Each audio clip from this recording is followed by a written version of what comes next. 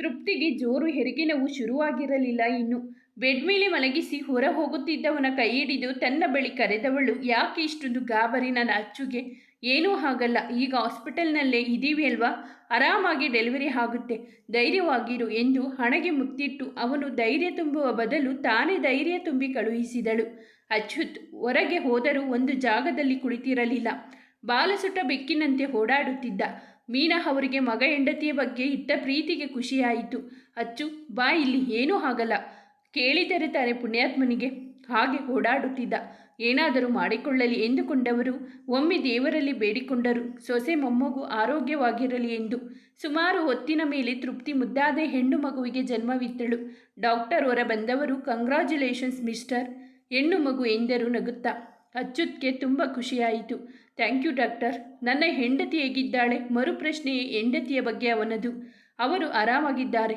ಎಚ್ಚರ ಆದ ಮೇಲೆ ವಾರ್ಡ್ಗೆ ಶಿಫ್ಟ್ ಮಾಡ್ತೀವಿ ಎಂದವರು ಒಕ್ಕರು. ಅಚ್ಯುತ್ಗೆ ಇಷ್ಟು ಹೊತ್ತಿನ ಒದ್ದಾಟಕ್ಕೆ ಸ್ವಲ್ಪ ಸಮಾಧಾನವಾಯಿತು. ಆದರೂ ಹೆಂಡತಿ ಮುಖ ನೋಡುವವರೆಗೂ ಸಮಾಧಾನವಿಲ್ಲ ಅವನಿಗೆ. ಡಾಕ್ಟರ್ ಮಗುವನ್ನು ಎತ್ತಿಕೊಂಡು ಬಂದವರು ಅಚ್ಯುತ್ ಕೈಗಿಟ್ಟರು. ಅವನಿಗೇನೋ ಹೊಸ ಅನುಭವ. ಹೆಣ್ಣು ಮಕ್ಕಳನ್ನೆಲ್ಲ ಎತ್ತಿದವನೇ ಎಲ್ಲ. ತನ್ನ ಪುಟ್ಟ ಕಂದಮ್ಮನ ನೋಡಿ ಏನೋ ಸಂತೋಷ ಅವನಿಗೆ. ಹೊರಗೆ ದೇವರ ಹತ್ತಿರ ಪ್ರಾರ್ಥನೆ ಮಾಡುತ್ತಿದ್ದ ಮೀನಾ ಅವರು ಮಗನ ಬಳಿ ಬಂದರು. ಅವರನ್ನು ನೋಡಿದವನು, ಅಮ್ಮ ನನ್ನ ಮಗಳು ಎಂದ. ತುಂಬ ಖುಷಿಯಾಗಿತ್ತು ಅಚ್ಯುತ್ಗೆ ಹಾಗೆ ಹೇಳುವಾಗ. ತೃಪ್ತಿಯನ್ನು ವಾರ್ಡ್ಗೆ ಶಿಫ್ಟ್ ಮಾಡಿದ ಮೇಲೆ ತಕ್ಷಣ ಓಡಿದ.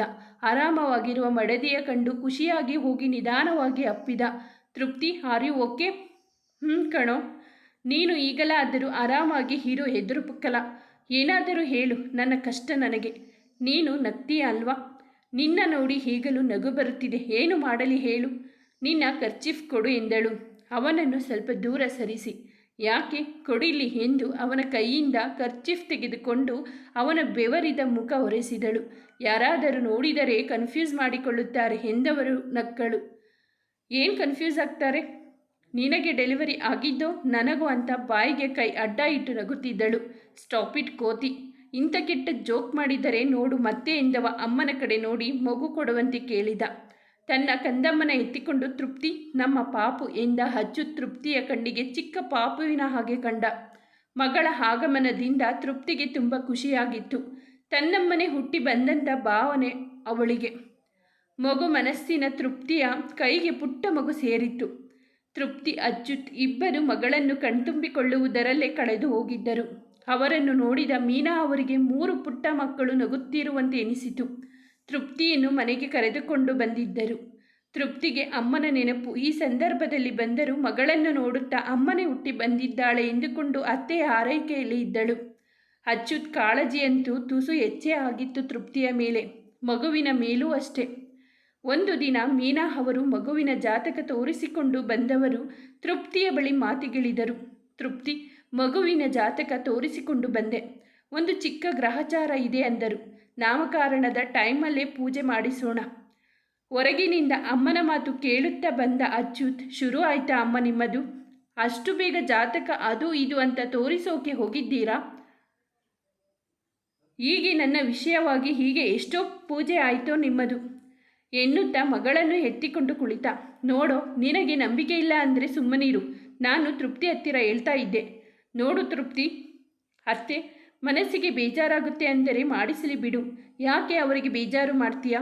ಅವರವರ ನಂಬಿಕೆ ಅವರವರಿಗೆ. ಮತ್ತೆ ನಮ್ಮ ಶಾಸ್ತ್ರಿಗಳು ಹೇಳಿರೋದು ಯಾವುದು ಸುಳ್ಳಾಗಿಲ್ಲ ಗೊತ್ತಾ? ಅದಕ್ಕೆ ಅಷ್ಟು ನಂಬಿಕೆ ನನಗೆ. ಹೌದೌದು, ನಿಮಗೊಂದು ವಿಷಯ ಗೊತ್ತಾ ಅಮ್ಮ? ನಿಮ್ಮ ಶಾಸ್ತ್ರಿಗಳು ಒಮ್ಮೆ ನನ್ನ ಕೈ ನೋಡಿ ಮುಂದೆ ಪೊಲೀಸ್ ಆಫೀಸರ್ ಗಂಡ ಆಗ್ತೀಯ ಅಂದಿದ್ದರು. ನೋಡಿ ಈಗ ಈ ತಲೆಹರಟೆ ಗಂಡ ಆಗಿದ್ದೀನಿ. ಎಲ್ಲ ನಿಜ ಆಗಿದೆ ಅಂದ ಮೇಲೆ ಇದು ನಿಜ ಆಗಬೇಕಿತ್ತು ತಾನೆ? ಅಲ್ಲ, ಅವರು ಹೇಳಿದ್ದು ವಾಸ್ತವಕ್ಕೆ ಸ್ವಲ್ಪವಾದರೂ ಹತ್ತಿರ ಇರೋದು ಬೇಡವಾ? ನನಗೆ ಪೊಲೀಸ್ ಆಫೀಸರ್ ತಲೆ ಕಂಡರೂ ಆಗೋದಿಲ್ಲ. ಅಂಥದರಲ್ಲಿ ಮದುವೆ ಆಗ್ತೀನಾ? ಸುಳ್ಳೆಲ್ಲ ಹೇಳಬೇಡ. ಯಾವಾಗ ಹಾಗೆ ಹೇಳಿದರು? ಯಾವತ್ತೂ ಹೇಳದೇ ಇದ್ದವನು ಈಗ ಸುಮ್ಮನೆ ರೈಲು ಬಿಡ್ತಾ ಇದೆಯಾ ಅಲ್ವಾ? ಎಂಥದ್ದೂ ಇಲ್ಲ. ಮೊದಲೇ ಹೇಳಿ ಅವರ ಭವಿಷ್ಯ ನಿಜವಾಗಲಿ ಅಂತ ನನ್ನ ತಲೆಗೆ ಯಾವುದಾದರೂ ಪೊಲೀಸ್ನ ಕಟ್ಟಿಬಿಟ್ಟರೆ ಅಂತ ಸುಮ್ಮನೆ ಇದ್ದೆ. ನಿನಗೆ ನಂಬಿಕೆ ಇಲ್ಲ ಅಂದರೆ ಬಿಡು. ನೀನು ಪೂಜೆಯಲ್ಲಿ ಸುಮ್ಮನೆ ಕುಳಿತರೆ ಸಾಕು. ಹೀಗೆ ಏನೇನೋ ಹೇಳಿ ನನ್ನ ಹಾದಿ ತಪ್ಪಿಸಬೇಡ. ಸರಿ ಬಿಡಮ್ಮ, ಏನಾದರೂ ಮಾಡಿಕೊಳ್ಳಿ ಎಂದವ ಮಗುವನ್ನು ಎತ್ತಿಕೊಂಡು ಹೊರಗೆ ನಡೆದ. ಸುಮ್ಮನೆ ವಾದ ಯಾಕೆ ಎಂದು. ಇವನು ಯಾವಾಗಲೂ ಹೀಗೆ ತೃಪ್ತಿ. ಈ ವಿಷಯದಲ್ಲಿ ನನ್ನ ಇವನ ಜಗಳ ಇದ್ದಿದ್ದೆ. ಹೋಗಲಿ ಬಿಡಿ ಅತ್ತೆ, ನೀವು ನಿಮ್ಮಿಷ್ಟದಂತೆ ಮಾಡಿಸಬಹುದು ಬಿಡಿ ಎಂದವಳು ಅವನು ಹಾಡಿದ ಮಾತೆಲ್ಲ ನೆನೆಸಿಕೊಂಡು ಒಂದು ಹಾದಿ ಮುಚ್ಚಿದ್ದಕ್ಕೆ ಮತ್ತೊಂದು ತೆರೆದುಕೊಂಡಿದ್ದೇನೋ, ಇಲ್ಲದೆ ಇದ್ದರೆ ಈ ಹಾದಿ ತೆರೆಯುವುದು ಜನ್ಮದಲ್ಲಿ ಸಾಧ್ಯವಿರಲಿಲ್ಲ ಎಂದು ನಗು ತಂದುಕೊಂಡು ಅತ್ತೆಯ ಜೊತೆ ಅರಟುತ್ತಾ ಕುಳಿತಳು. ಹೀಗೆ ತೃಪ್ತಿಯ ಬಾಣಂತನ ಅತ್ತೆಯ ಆರೈಕೆಯಲ್ಲಿ ಕಳೆದಿತ್ತು 3 ತಿಂಗಳು. ತೃಪ್ತಿಯ ತಂದೆಯೆಂದು ಮಗಳು ಮೊಮ್ಮಗಳನ್ನು ನೋಡಲು 15 ದಿನಕ್ಕೊಮ್ಮೆ ತಪ್ಪದೆ ಬರುತ್ತಿದ್ದರು. ಒಂಟಿ ಜೀವಕ್ಕೆ ಅದಕ್ಕೂ ಹೆಚ್ಚು ದಿನ ನೋಡದೇ ಇರಲು ಆಗುತ್ತಿರಲಿಲ್ಲ. ನಾಮಕರಣಕ್ಕೆ ಊರಿನಲ್ಲಿ ಜೋರಾಗಿ ತಯಾರಿ ನಡೆಯುತ್ತಿತ್ತು. ಆದರೆ ತೃಪ್ತಿಗೆ ಮಾತ್ರ ಹೆಸರು ಸಿಕ್ಕಿರಲಿಲ್ಲ. ಯಾವ ಹೆಸರು ಹುಡುಕಿದರೂ ಮನಸ್ಸಿಗೆ ಒಪ್ಪುತ್ತಿರಲಿಲ್ಲ. ಸುಮ್ಮನೆ ಯೋಚನೆಯಲ್ಲಿ ಕುಳಿತಿದ್ದವಳನ್ನು ಇಂದಿನಿಂದ ಬಳಸಿದವನು ಏನು ಅಂತ ಗಹನವಾದ ಯೋಚನೆ ನನ್ನ ದೇವಿಗೆ. ಅಚ್ಚು ಹೆಸರೇ ಯಾವುದು ಸಿಗ್ತಾ ಇಲ್ಲವಲ್ಲೋ ಸರಿಯಾಗಿ. ಹೋ ಅಷ್ಟೇನ ಯೋಚನೆ? ಅಷ್ಟೇ ಅಂತೆ ಅಷ್ಟೇ. ನಾಮಕರಣದ ಡೇಟ್ ಫಿಕ್ಸ್ ಆಗಿದೆ, ಹೆಸರು ಬೇಡವಾ? ಅದಕ್ಕೆ ಯಾಕಪ್ಪ ಚಿಂತೆ? ನನ್ನ ನಿನ್ನ ತುಂಬ ಹತ್ತಿರ ಮಾಡಿ ಪ್ರೀತಿ ಹೆಚ್ಚಿಸಿದ ಮಗು ಇದು. ಕೈಯಲ್ಲೇ ಬೆಣ್ಣೆ ಇಟ್ಟುಕೊಂಡು ತುಪ್ಪಕ್ಕೆ ಹುಡುಕೋದು ಯಾಕೆ? ನಾನು ನೀನು ಸೇರಿದರೆ ಚಂದದ ಹೆಸರಾಗುತ್ತೆ, ಯೋಚನೆ ಮಾಡಬೇಡ. ಡೈರೆಕ್ಟಾಗಿ ಹೇಳಿದರೆ ಅರ್ಥ ಆಗೋಕೆ ಟೈಮ್ ಬೇಕು. ಅಂಥದರಲ್ಲಿ ಹೀಗೆಲ್ಲ ಹೇಳಿದರೆ ನಾನೇನು ಅಂತ ನೋಡಲಿ? ನಾನು ನೀನು ಸೇರಿದರೆ ಚಂದದ ಹೆಸರಾಗುತ್ತೆ ಅಂದೆ ಕಣೆ ಹುಡುಗಿ. ಸರಿ, ಹಾಗೇ ಆಗಲಿ, ಇಬ್ಬರು ಸೇರಿ ಹುಡುಕೋಣ ಬಾ ಎಂದು ಅವನು ಹೇಳಿದ್ದೊಂದು, ಇವಳು ತಿಳಿದಿದ್ದೊಂದು. ತನ್ನ ಮುದ್ದು ದಡ್ಡಿ ಹೆಸರು ಹುಡುಕೋಕೆ ಒದ್ದಾಡಿದ್ದು ಸಾಕು, ನಾನು ಹುಡುಕಿ ಆಗಿದೆ ಏನು ಎಂದು ಕಣ್ಣರಡಿಸಿದಳು. ಅವಳ ಕಿವಿಯ ಹತ್ತಿರ ಹೋಗಿ, ನಾನೇ ಹೀಗೆ ಪಾಪು ಕಿವಿಯಲ್ಲಿ ಹೇಳ್ತೀನಿ ಅಲ್ವಾ, ಆಗ ಕೇಳಿವಂತೆ. ತೃಪ್ತಿ ಪೆಚ್ಚು ಮೊರೆ ಹಾಕಿಕೊಂಡಳು. ಹೇಳೋ ಈಗಲೇ? ಹೇಳಲ್ಲ ಕಣೆ ಎಂದ ಬೇಕಂತಲೇ.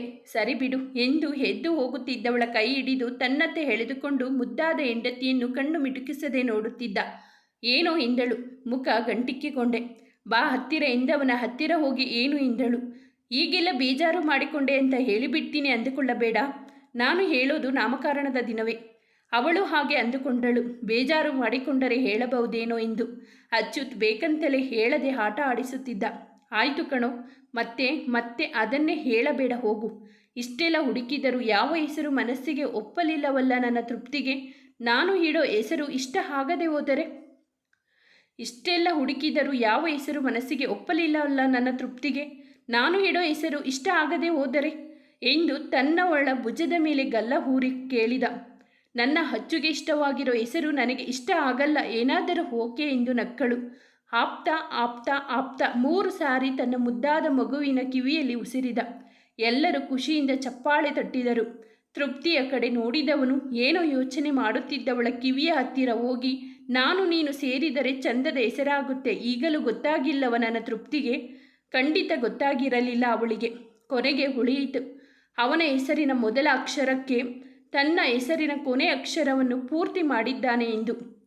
ಮಗುವಿನ ಕಿವಿಯಲ್ಲಿ ಒಂದು ಹೇಳಿದರೆ ಸಾಕು, ಹೆಂಡತಿಯ ಕಿವಿಯಲ್ಲಿ ಹೇಳೋದೇನು ಶಾಸ್ತ್ರದಲ್ಲಿ ಇಲ್ಲ ಎಂದರು ಅಚ್ಯುತ್ಗೆ ಭವಿಷ್ಯ ನುಡಿದ ಶಾಸ್ತ್ರಿಗಳು. ಅವರ ಕಡೆ ನೋಡಿ ಅಲ್ಲುಕಿಸಿದವನು ಸುಮ್ಮನೆ ಅವರು ಹೇಳಿದ್ದನ್ನು ಮಾಡುತ್ತಿದ್ದ. ತೃಪ್ತಿಗೆ ಅಚ್ಯುತ್ ನೋಡಿ ನಗು ಬಂದಿತು. ತೋರಿಸಿಕೊಳ್ಳದೆ ಸುಮ್ಮನಿದ್ದಳು. ಕಿವಿ ಚುಚ್ಚಬೇಕು ಎಂದಾಗ ಅಚ್ಯುತ್ ಅವ್ವಾರಿ ಹೋದ. ತನ್ನ ಮಡಿಲಲ್ಲಿ ಮಲಗಿದ ಮಗುವಿನ ಕಿವಿ ಚುಚ್ಚುವ ಹತ್ತಿರ ಬಂದವರು ನೋಡಿ ಕಿರುಚಿದ ಹೊಡೆತಕ್ಕೆ ಎಲ್ಲರ ಮುಂದೆ ಕಾಮಿಡಿ ಪೀಸ್ ಆಗಿ ಹೋಗಿದ್ದ. ಆದರೂ ರಗಳೆ ಬಿಡದೆ ಕಿವಿ ಚುಚ್ಚುವುದು ಬೇಡ, ನೋವಾಗುತ್ತದೆ, ಪಾಪ ನನ್ನ ಮಗಳು ಎಂದು ಹೇಳಿ ಅಮ್ಮನ ಹತ್ತಿರ ಬಯಸಿಕೊಂಡ ಮೇಲೆ ಸುಮ್ಮನೆ ಕುಳಿತಿದ್ದ. ಅದು ತೃಪ್ತಿಯ ಬೆನ್ನ ಹಿಂದೆ ಮರೆಯಾಗಿ. ತೃಪ್ತಿಗೆ ಅಚ್ಯುತ್ ನೋಡಿ ಮುದ್ದು ಉಕ್ಕುತ್ತಿತ್ತು. ಹಾಗೆ ಹಾಡುತ್ತಿದ್ದ. ನಗು ಕಂಟ್ರೋಲ್ ಮಾಡಿ ಕುಳಿತಿದ್ದಳು.